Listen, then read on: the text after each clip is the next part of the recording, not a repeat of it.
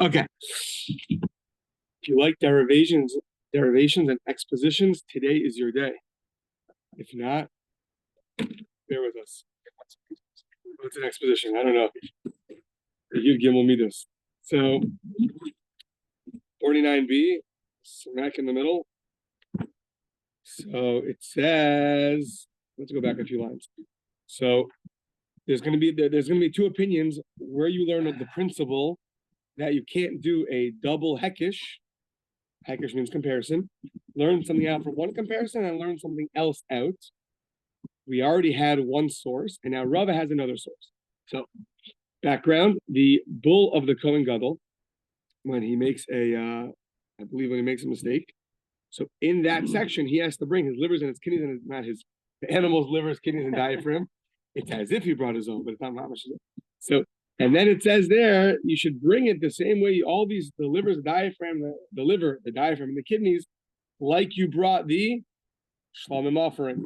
So it says the Gemara, so why'd you teach me that? What are you comparing the Kohen Gadol's offering to the peace offering? If it's just telling me that the Kohen Gadol has to bring these parts of the animal, I know that already. It says it in verse 9 over there. Because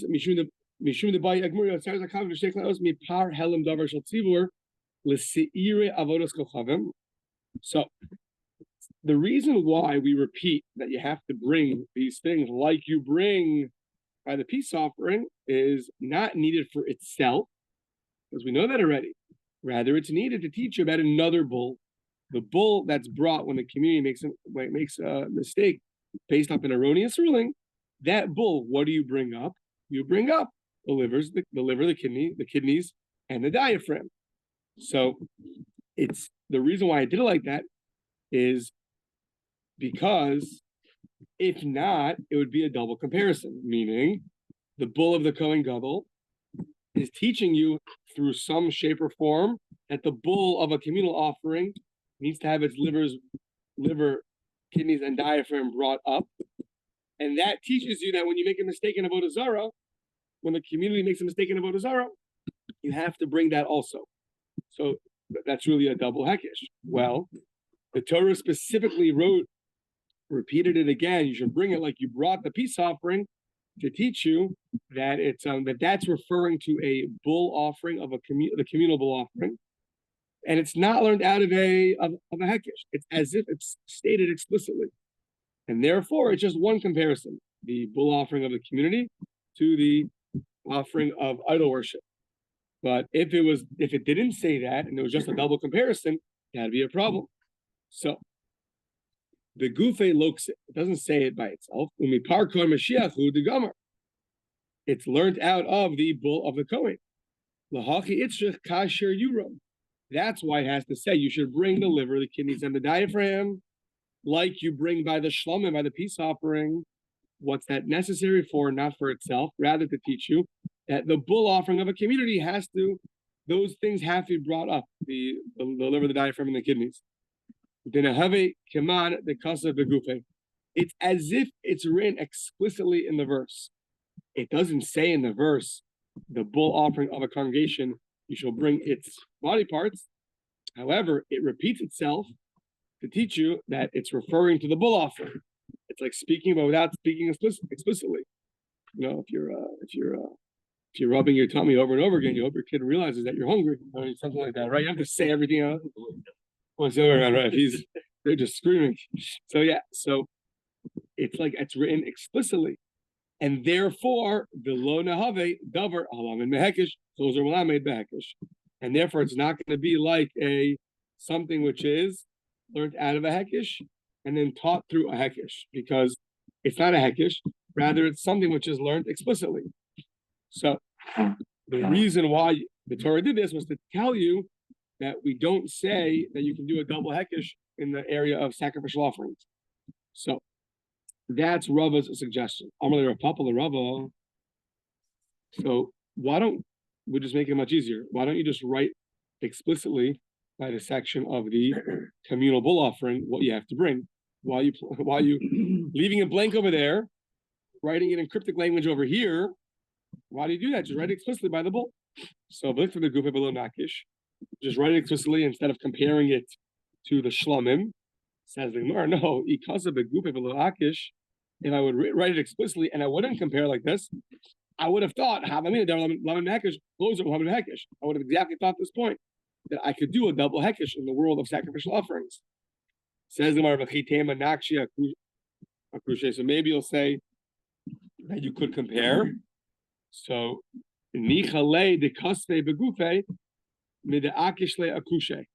so maybe you'll say, maybe you'll say that you would compare the two. Maybe you would erroneously think that. So therefore, nichale de katse begufe. Better to write it explicitly than to make it in comparison. Maybe you'll say, okay, so I would compare the two. But even so, better write it explicitly than compare it to the bull of the Kohen Gadol. So it says Zamar lahachi kasve ve'akshe. That's why I wrote it explicitly. Well, not really explicitly, but that's why I wrote it in the way I wrote it. That the repetition of the bringing of the parts of the animal by the bull of the Kohen Gadol is really referring to the communal bull offering. Ve'akshe, and I said it's like the shlamim. I compared it to the shlamim. The Meimer to teach you that davar lamed behekesh ein chozer umalamed behekesh. I specifically wrote it in this way to teach you that it's only because I included it. It's like it's explicitly written in the verse. Can I then compare it to the avodah zarah offering? So I wrote it explicitly and compared it. But the way I compared it was by writing it more explicitly to teach you that if it's not more explicit, you can't just do a double comparison. Okay. So basically two sources, Ravina and Rava, that you cannot do a double hekish, double comparison. Now, we have a number of simanim, hekish comparison. There's shava when you have two words in different places, learning one thing out from another. A kal v'chomer, that we know. And then they're missing one here, but they put on the side a binyan av. A binyan av, so you have a rule in one place. Just like the rule applies here, it applies there. Now, each one of them, right? Can you, when you're learned out of a hekish, can you teach through? Can you then teach a gzeir shava or a kal v'chomer or a binyan av? If you're learned out of a gzeir shava, can you teach a hekish or kal v'chomer or binyan av? If you're learned out of a kal v'chomer, can you then teach through a hekish, gzeir shava or binyan av? And if you learned out of a binyan av, can you teach through a hekish, gzeir shava or a kal v'chomer? So this rule that we don't do double derivations by a hekish, that we just saw a proof for that. The question is, we have now a number of permutations. We have to figure out, can you do all these or can you not do all these? So we're going to go through them. So I see the excitement is rising. Okay, good. That's too much excitement. Okay.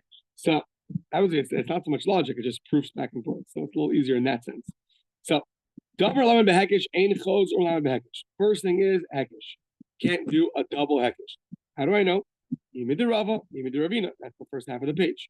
Two sources that I can't do a double hekish. Fine. However, let's say I learned something out of a comparison. Davar halamed behekish. Can I now use, so let's say A teaches, I guess we'll use A, B, and C. So A teaches B through comparison. Can B teach C through a gzeir shava? So mahu shilamed b'gzeir shava. Can it or can it not? Let's see. Tashma Rabbi Nosson ben Abtulmus Omer. Rabbi Nosson, son of Abtulmus, says, Minayin lepricha bebegadim shitahura. So when you have we know that saras applies like clothing. Let's see, you have the entire garment is covered in saras. How do you know that is pure? Not impure, but actually pure. Because namar karachas v'gabachas, two kinds of saras, karachas and gabachas. Looking for names for your kids, maybe karachas gabachas. No. So yeah, karachas v'gabachas went to the store. Karachas and gabachas went to the shul. Yeah. So karachas and gabachas bebegadim. It says two forms of saras by clothing. V'namar karachas v'gabachas be'adam. It says that same form of taras by a person. So what's that teaching you? Malahalan parach bekulo tahor. By a person. Very interesting is that a little taras, you're impure. Your whole body taras, you're pure. You can't make that up. I mean, how do you? How do you understand that? At least the ethical teachers, the Bali Musar say, is that when you have a little bit of tzara, you have to be shown that you're perfect, and if you go purify yourself, if you see that you're all totally covered, then you hopefully you realize on your own. And something like that. What the simple understanding is a good question. Either way, so we have a gzeira shava from a person being full of tzaras to clothing being full of tzaras. The hasam minolan. How do I know that by a person, if you're covered in tzaras, you're going to be pure? You're going to be pure. It says, from your head to your toe. The iskish comparing, hekish, that's our word we need. Rosho the regel, we're comparing your head to your foot. Malahalan kulo hafach lavan parach bekulo tahor. Afkan kulo hafach lavan parach bekulo tahor. It sounds like what? By your head, if it's fully. 1 second.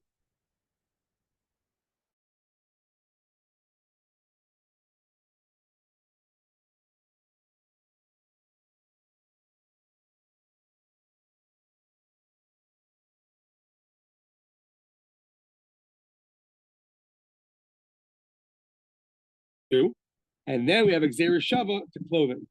So that's a hekish that follows a Gzeira Shava. It's thank you. Gzeira Shava following a hekish. Yeah, good. You have A to B is a hekish that the whole person is going to be pure when he has saras. But B to C, that clothing is going to be pure, is a Gzeira Shava. So that should be a proof that that we can do such a thing. So Amar Rabbi Yochanan says, Rabbi Yochanan, V'kol Torah kula lemeidin lamad milamed chut min hakachim she'ein danin lamed milamed. So Rabbi Yochanan says, listen, at the end of the day, you brought me a proof from Torah. I'm talking about sacrificial offerings. This idea you can learn double derivations that could apply everywhere else in the Torah. It's interesting to know why, what the deeper meaning is, but by kachim, by sacrificial offerings, there we don't say that. So it's not a proof because this is talking about tzaras. I need by the world of sanctity, by sacrificial offerings. Can you do it or not? So to that he says, in Cain, if you could do it, so if you could do a Gzeira Shava followed by a hekish, then why does it say, then it shouldn't say north by an Asham offering, meaning, why does the Torah specify that you should slaughter the Asham offering in the north? Lo yomar tzafona b'Asham, b'teisi b'Gzeira Shava. Just learn out of Gzeira Shava, the Kachek Kadashim mechatos. Learn a straight Gzeira Shava from a chatas. Now, a chatas is learned out of the north. How do I know? From an ola. Shech chatas were the ola shechter. So a chatas to ola, A to B, ola to chatas is a hekish.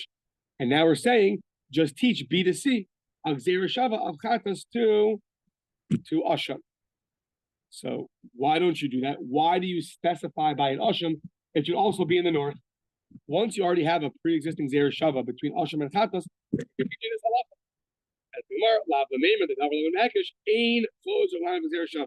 If A to B is a hekish, then B to C cannot be a Gzeira Shava.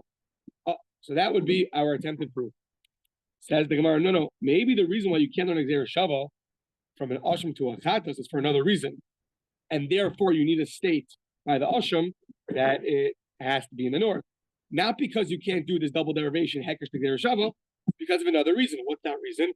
Now the chatas shekain mechaperes al chayve krisos. Chatas is always unique because it can atone for chayve krisos. That the Gemara says, kache kadashim yisteire ksivi. Okay, and Rashi fills this in. That basically there are different kinds of Gzeira Shava. There's a Gzeira Shava called a Gzeira Shava mufna. Mufna means it's open. So the basic structure of a Gzeira Shava is you have a word over here and a word over here, and you learn laws from one to the other, right? Now, sometimes this word is extra, but this word is not extra. This word is extra. It's not, what's it doing here? Nothing. Other than to teach me a Gzeira Shava. That's called a mufna mitzad echad. It's open on one side. But sometimes you have a Gzeira Shava that's a mufna mishteit tzaddim. Sometimes you have people that are like a little open, sometimes people that are totally open and the brain's going to fall out, right? So you have a Gzeira Shava. Steve works on it, I guess. Okay, they're on drugs. No. So Zereshava is open on both sides, meaning both words are totally extra. There's no reason for them. They teach us nothing other than to compare the two sections. If you have a Zereshava like that, then you're not allowed to reject it. Meaning this logic, you can't learn Zereshava because the Chatas is more stringent, does not apply when it's open on both sides. Because when it's open on both sides, it's very strong. It's more of a valid Zereshava because each word is teaching you nothing other than the Zereshava. So I think there's a debate if it's open on one side, can you reject it or not? But at least here, Rashi fills in all the extra words that it mentions, but it's a Zereshava that has totally extra words in each section by the Chatas and by the Asham. It's totally mufna, mishtei tzadim. It's open on both sides, and therefore it's not up for rejection. And therefore, you can't say that the reason why we said the north by an Asham was because we're going to reject the Zereshava because it's different. You can't reject this Zereshava. Therefore, we conclude that if A to B is a hekesh, so the example is an ola to a chatas in the north, B to C, a chatas to an asham cannot be learned out of Zereshava. The asham would have to have its own source. So far, double hekesh, no good. Hekesh to hekesh. If hekesh and then Zereshava is also no good. Now one more, right? Each one's going to have three permutations. Yeah. So davar lemon behekesh. Let's say A to B is a hekesh. Can B to C be a kal v'chomer? Hopefully we'll get to the kal v'chomer part. It gets funny. So hopefully we'll get there. So davar lemon behekesh close lemon. Davar lemon behekesh close lemon kal v'chomer. Can A to B, which is a hekesh, then B to C be a kal v'chomer? Can it do that? Let's see. So that made a ton of the Be'er Yishmael that Rashi says earlier, we learned on Mem Aleph from the Academy of Rabbi Yishmael that you could do that. That Rabbi Yishmael taught us that a davar lemon hekesh could go and teach a kal v'chomer. So hekesh to hekesh, no. Hekesh to Zereshava, no. Hekesh to kal v'chomer, yes. Okay.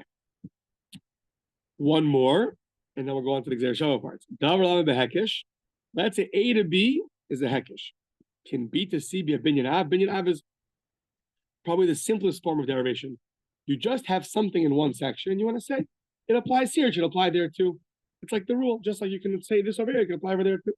So, okay, so Amar Rabbi Yirmiyah, let's see. Lo lichtov tzafona ba'asham. Well, let's pick on the asham again, the guilt offering. Don't write north, that it should be slaughtered in the north by the asham. V'teisim in binyan av mechatos. Learn from binyan av by chatas. I see a chatas is taught, it can is slaughtered in the north. So too the asham is slaughtered in the north. Simple binyan av, simple general rule applied to other places. So lamai hilchas a why did it teach me that by the asham you have to be in the north? Lav lemeimra the davar lemon behekesh ein chozer u'malame b'binyan av. Is it not to teach me this rule that things I learn from a hekesh? So the ola to the chatas is the hekesh that teaches you that the chatas, the sin offering, is slaughtered in the north. And now you cannot just apply that to an asham. Therefore, I taught you by an asham in the north. One second, according to that reasoning, back up. Just say north by the ola and stop right there, and learn all sacrifices from the ola. Why have to go ola to chatas? Just do that. Ola tamech. And why don't you do that? Why don't you just learn everything from the Ola? Ola, it says north, and that's it. Don't write north by any other sacrifice. And if you're wondering, how do I know I should slaughter in the north? From the Ola. Why can't you do that? Why by the chatas, by the sin offering, did you mention slaughter it in the same place you slaughter the Ola? Don't say that. Leave it out, and you'll know. Why didn't the Torah do that? Mishum the ikal mifrach, you can always reject it. Mal ola shekain Kollel. And ola is fully consumed. It's different. You can't learn from there to anywhere else. Chatas nami ikal mifrach. Oh, a chatas nami is also you can reject it. Why? Mal chatas shekain mechaperes lachayve krisos. Chatas atones for chayve krisos, for things that you're liable for karis for. So you see that if you're going down the binyan av track and trying to prove that you cannot teach a binyan av after hekesh, you're going to get stuck, because the reason why you can't learn asham from chatas, you should then is for a specific reason. A chatas is not comparable to an asham, therefore that's why you can't learn it. So says the Gemara, okay, so once we mentioned that and we rejected that proof, so let's just in general try to figure out why does the Torah mention the north by an Ola, a Chatas, and the Asham. Says the Gemara, Chada mechada lo asik. Fine. You can't learn from an Ola, it's fully consumed. You can't learn from a Chatas because it atones for Tares things. So each one is unique. But why mention north by all three of them? Why don't you teach me two and I can learn the third one from there? So Chada mechada lo asik, but Tesi Chada metarte. Leave one of them out. Don't say north by one of the three, and I'll learn out from the other two. Yeah. So Teisei Chadam Mitarte. So, okay, which two do you want me to mention, and which one do you want me to leave out? You tell me. Yeah. So Mehei Teisi. So let's go through it. Lo Nichna Rachmana Ola. Don't write Ola v'Teisei Mechatas v'Asham. Write it by Chatas and Asham. Sin and guilt offering, and learn Ola from there. Says the Marna, you can't do that. Malahana Shkin Mechaprin. Sin and guilt offering both atone for Averas. And Ola doesn't. Okay. So don't write by sin offering and learn it out from the Ola and the Asham. No, Malahanashkin, Scharim. Those are male offerings, not female offerings. The Chatas is a female offering, so not comparable. Okay. Lo niktor ba'asham. Leave out by the Asham. V'teisei mehanach. Learn it out from a sin offering and the Ola offering. No, can't that either. Why? Malahanach shekin yeshna betzibur kebiyachid. The sin offering and the guilt offering, and the Ola offering are both applied on a personal level and a communal level. A guilt offering is never brought on a communal level. So therefore, each one has its own uniqueness. Therefore, it had to state north by each one, but we still do not have a proof that after A to B, in our case was Ola Techatas is brought on the north, we still don't know, can you or can you not teach a Binyan Av afterwards? That was left, I think, unanswered.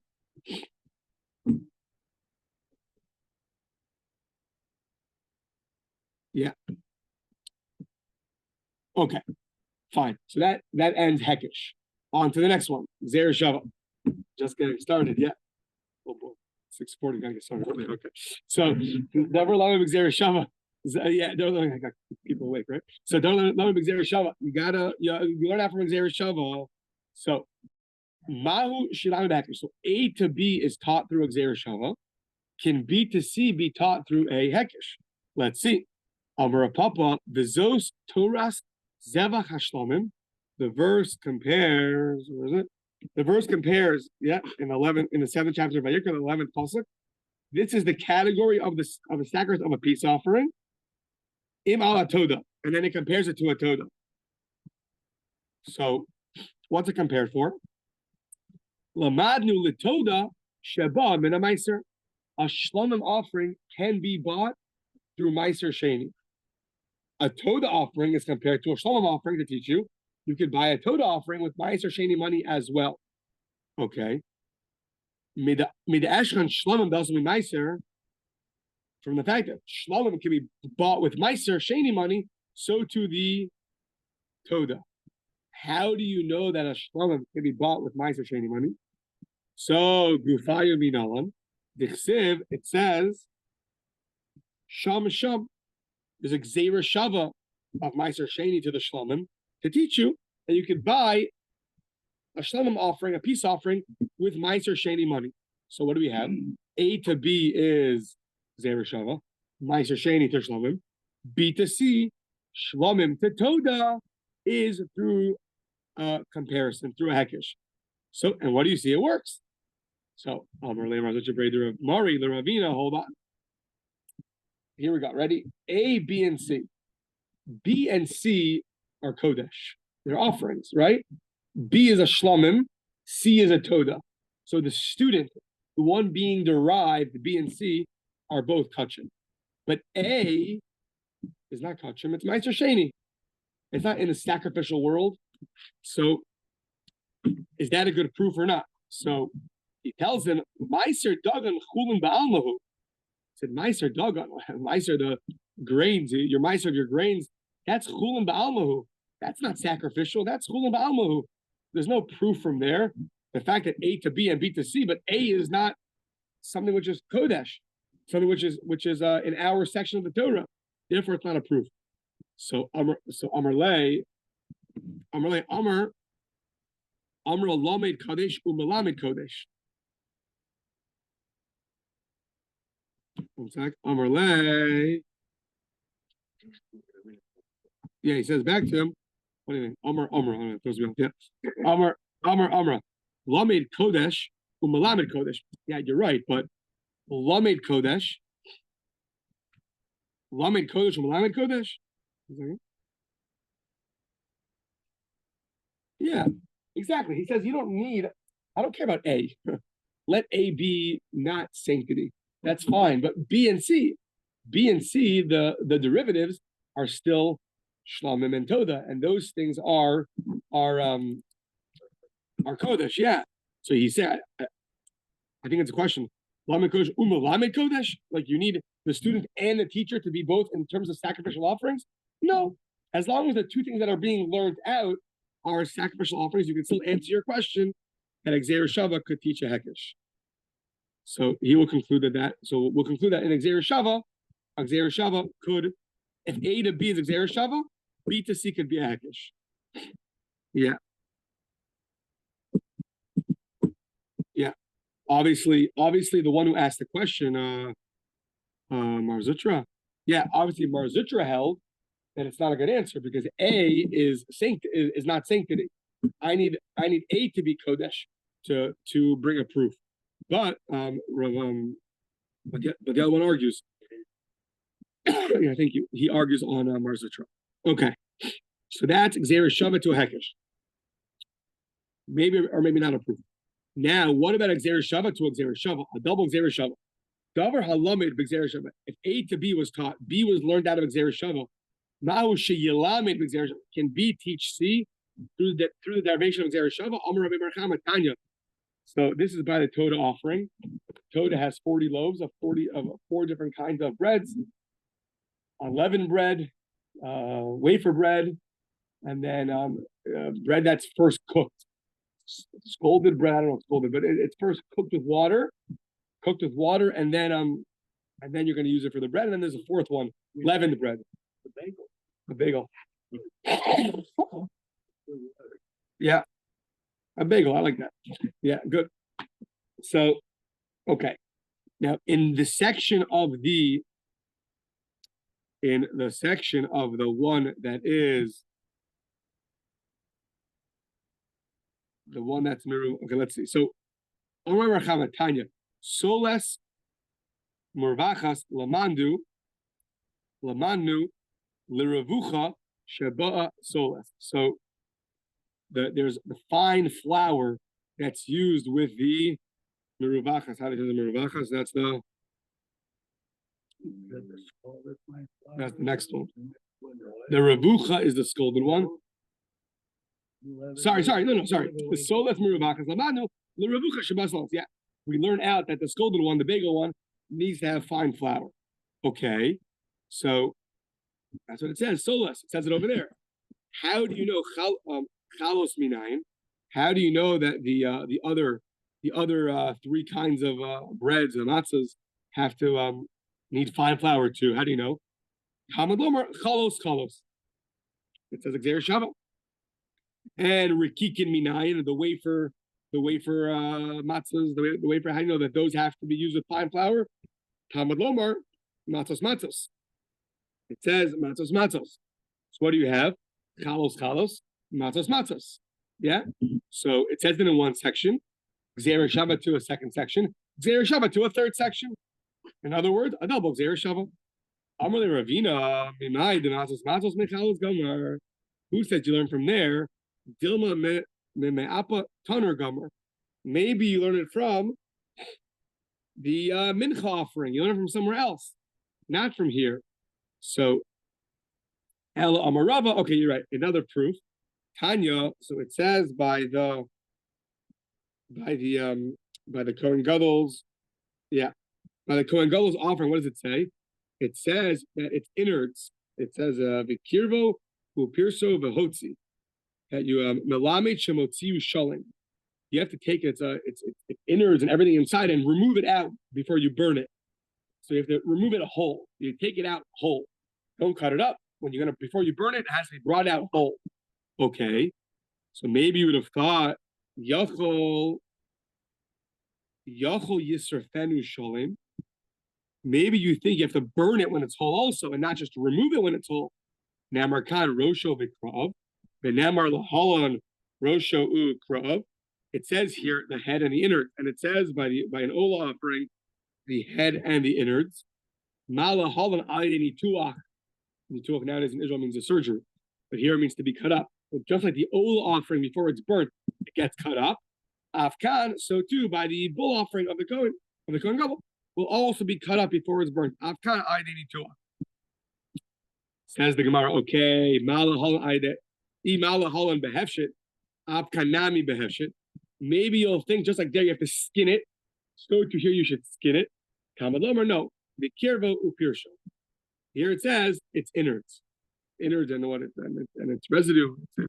The waste. The waste, yeah. It says right, one sec. What does innards and waste teach you that it doesn't have to be skinned? Doesn't teach you that doesn't make any sense. My Talmud, what does that mean? Amar Papa Kishem Shapirsho Bikirbo, Kach Besaro Baoro, just like the waste inside, so too the flesh. Kach Besaro Baoro, meaning just like you are okay, we'll see right now. Betanya Rebbe Omer, Namar Khan or Ubasar. Upirish says here the skin, the meat, and the waste. The Namar Lahalan or Ubasar Upirish says over there also the skin, the meat, and the waste. Malahal Aydini Tuach, Shalo Behevshit. Afkan Aydini Tuach, Shalo Behevshit. So too, just like over there, it's talking about cutting it without skinning it. So too. So now we're learning. So we're learning now from the Kohen Gadol's offering that he brings when he makes a mistake to the Yom Kippur offerings. So it's just like Namar Lahalan, just like it says Namar Lahalan or Basar Piresh. Ma Lahalan Aydini Tuach Shlo Behevshit Afkan. So too by the Kohen Gadol, you're not going to have to skin it. So after all the dust holds, what do we have? We have a double Gzeira Shava, which is that you'll be comparing the Ola offering to the Kohen Gadol's offering, and we're comparing the Kohen Gadol's offering to the Kohen Gadol's offering on Yom Kippur to teach you that you don't have to burn it when it's skinned. You don't have to skin it. So therefore, you have a double Gzeira Shava. Ola to Kohen Gadol to teach you that it can be burned without being skinned. You don't have to skin it. Okay.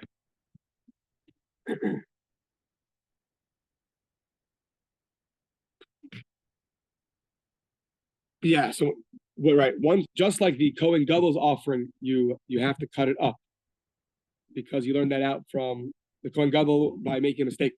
You have to cut it up from the Ola, so that teaches you now to the Kohen Gadol on Yom Kippur. Fine.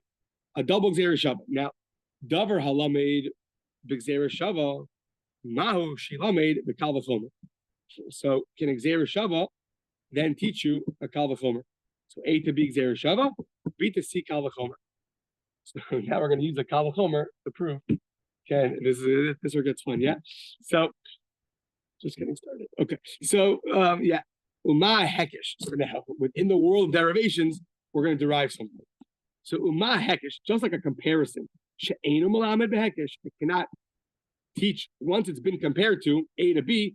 B can't teach C through a comparison. Einu malamed behekesh. So Ime de Rava, Ime de Ravina, from the two sources we had from yesterday. And yet, Melamed bekal v'chomer, and yet a hekesh, which is so strict, it can't teach another hekesh. But yet it has a leniency. It can teach a kal v'chomer from the Academy of Rabbi Shmuel. A gzeira shava, hamelamedes behekesh, midira papa, but a gzeira shava, which once it's learned, it can teach a hekesh from Rav Papa. Eino din shetalam bekal v'chomer. Can it not also teach a kal v'chomer? So it says the Gemara, well, depend. Hanich laman is a Rav Papa, elaman les Rav Papa, Michael and Meimar. That's good if you hold a Rav Papa that a gzeira shava can teach a hekesh, but if you hold not like Rav Papa, you have no source that gzeira shava can teach a hekesh, and your kal v'chomer falls away. So what are you going to say? Ella kal v'chomer, another attempt at kal v'chomer to prove to you that gzeira shava can teach kal v'chomer. So Uma hekesh ein melamed behekesh. A hekesh is so strict it cannot teach a hekesh. How do I know? Either the Rava, either the Ravina, either from Rava or from Ravina, and yet it has a leniency. It could teach Kavachomer, melamed bekavachomer. Then it's time to be Rabbi Shmuel, like Rabbi Shmuel taught us. Gzeira Shava hamelamed is Gzeira Shava. A Gzeira Shava which could teach a Gzeira Shava. Melamed is Gzeira Shava chaverta. A Gzeira Shava could teach another Gzeira Shava. I mean, the Rabbi Bar Chama, as he taught us, Eino din shetlam bekavachomer. Can it for sure teach a Kavachomer? So there you have it. Then a Gzeira Shava could then teach a Kavachomer. Okay. Now, Davar halaman means Gzeira Shava. Something which is learned out. If B is learned from A through a Gzeira Shava, can C be learned out from B from a binyan av? Just applying the general principle. So if you learn out a general principle through a Gzeira Shava, can you now apply it? Take it. We don't know. Ask Ayahu Navi. Yeah.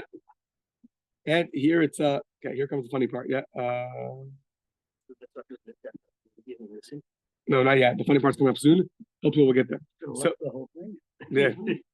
So then what would you do at 6 a.m., Jules? Now we're going to Kavachomer's.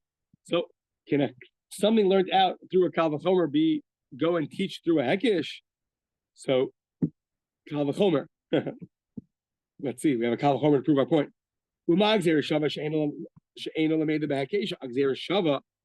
That you once you have a Hekish, you cannot learn a Gzeira Shava. Midra Rabbi Yochanan. But yet, Melamed behekish, but a Gzeira Shava could teach a Hekish, Midra Papa. So now, Kavachomer halamed behekish, a Kavachomer that could be learned out of a Hekish, from Tan to Baby Shmuel, Eino din shi lamed behekish. It should for sure be able to go teach a Hekish. So once again, Hanich Laman is a Lira Papa. That's only if you hold a Rav Papa. Ela Laman the lesser Lira Papa, Michael Lememar. If you don't hold a Rav Papa, what are you going to say? Take you. Don't know. Davar halamed b'kalvachomer. Someone just learned out of a kalvachomer. Mahu shilamed b'gzeira shava. It's learned out of a kalvachomer. Can you now go teach a gzeira shava? So kalvachomer. Umag gzeira shava. She'ena lameda b'hekesha. A gzeira shava cannot be taught once it's been taught through a hekesh. It cannot go teach a gzeira shava. Midra Rabbi Yochanan. But yet melamed gzeira shava. But it can go teach another gzeira shava. So it has a stringency, but it has a leniency. Midra Bar Chama from Rabbi Bar Chama. So Kalvachomer, which does not have that stringency, which could be learned out from something which is learned from a Hekish, Halamed beHekish, Metan de Be'Rishmon, Eino din Shetamed be'Gzeira Shava, should for sure be able to teach a Gzeira Shava. So therefore, if it's learned out of a Kalvachomer, you could teach a Gzeira Shava. Okay, just we'll end with some humor. Davar Halamed beKalvachomer, Mao Shilamed beKalvachomer. Something which is learned out of a Kalvachomer, can it now go teach a Kalvachomer? So let's see. So remember, we're now going to use a Kalvachomer to teach you that a Kalvachomer can be learned from a Kalvachomer. Yeah. Okay. So Mag Gzeira Shava she'ena lameda behekish. A Gzeira Shava that cannot be learned out from a Hekish. If A to B is a Hekish, B to C cannot be Gzeira Shava. Either Rabbi Yochanan, and yet Malamed beKalvachomer, even though it can't be learned out of a Hekish, but once you have a Kalvachomer, you could teach a Gzeira Shava. Kida Amar, like we said. So Kalvachomer halamed mehekish. A Kalvachomer which could be learned out of a Hekish, doesn't have that stringency. But how do I know? From the Academy of Rabbi Shmuel, Eino din shetilamed beKalvachomer. Can it not be learned from a Kalvachomer? Meaning, once you have a Kalvachomer, you should sure be able to teach Kalvachomer. So what are we doing? We're using a Kalvachomer to teach you that a Kalvachomer can be learned after a Kalvachomer. So what's his response? He says, "This is called Kalvachomer ben Kalvachomer. This is a Kalvachomer, the son of a Kalvachomer. You're deriving a Kalvachomer from another Kalvachomer." So he tells him back, no, that's a Ben Benoshel Kalvachomer. That's a grandson of a Kalvachomer. It's one Kalvachomer to another Kalvachomer to another Kalvachomer. And therefore, that's too far removed. Now we don't know. There's 3 Kalvachomers, that's too far. So Ella, I find that funny. No, that's a son of a Kalvachomer. Okay. Ella Kalvachomer like this. Uma Hekish, a Hekish. She'ena lama behekish, cannot then teach another Hekish, even the Rava, even the Ravina, but yet Malamna beKalvachomer can teach Kalvachomer Metan de Baby Shmuel. So now a Kalvachomer halamed behekish, a Kalvachomer which is learned out of a Hekish, Metan de Baby Shmuel. Eino din shilan beKalvachomer. Can that not then go and teach a Kalvachomer? V'zehu kal v'chomer ben kal v'chomer. That's only one kal v'chomer. So we're not learning kal v'chomer, kal v'chomer, kal v'chomer. Rather, we're learning through by the fact that a kal v'chomer doesn't have the same stringency that the hekesh has. We learn from there that a kal v'chomer could go and teach another kal v'chomer, and that's only a son of a kal v'chomer and not a grandson of a kal v'chomer. Okay. Wow.